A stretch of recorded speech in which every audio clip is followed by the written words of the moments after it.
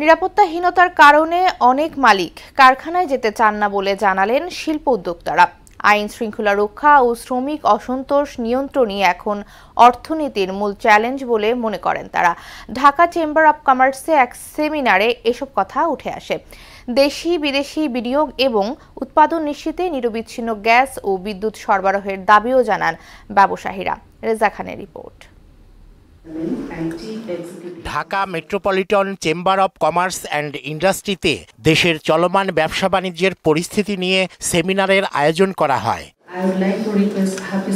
এতে বক্তারা দেশের অর্থনীতি রক্ষায় দেশি বিদেশি বিনিয়োগকারীদের আস্থা ফিরিয়ে আনার তাগিদ দেন। আস্থাটা শুধু বিদেশি বিনিয়োগকারীর জন্য নয়, দেশি বিনিয়োগকারীদের আস্থা অর্জন করতে হবে। লেবার আনরেস্ট ইস্যুটা গত কয়েক মাস ধরে আমাদের জন্য খুব বড় ধরনের একটা চ্যালেঞ্জ হয়ে দাঁড়িয়েছে এবং আইন শৃঙ্খলা পরিস্থিতির কথা যখন আমরা বলি তখন আসলে বিভিন্ন ফ্যাক্টরিতে বিভিন্ন ধরনের আক্রমণ, লুটপাট, লুটতরাজ, অগ্নিসংযোগ এসব অনেক কিছু হয়েছে। গ্যাস বিদ্যুতের সংকট নিরসন ও আর্থিক খাতে শৃঙ্খলা ফেরানোর দাবিও জানান তারা। বর্তমানে দুর্বল আইন প্রতিষ্ঠার সুযোগ দিচ্ছে, তাদেরকে আমরা উচ্চ শিক্ষা দিতে চাই।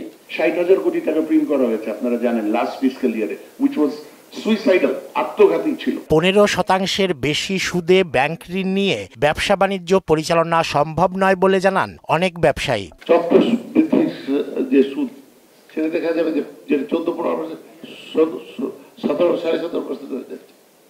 কোন ইন্ডাস্ট্রি এত পার্সেন্ট প্রফিট করবে? কোনটা? ব্যাংকে একটা ব্যাক টু ভ্যাকেন্সির জন্য সাবমিট করলে 15 দিন, 20 দিন, 1 মাস ব্যাংক খেয়ে ফেলে। কি হয়েছে? আপনার ওভারডিউ রয়েছে, আপনার লিমিট ক্লোজ হয়ে গেছে। অর্থাৎ লিমিট কেন ক্লোজ হয়েছে?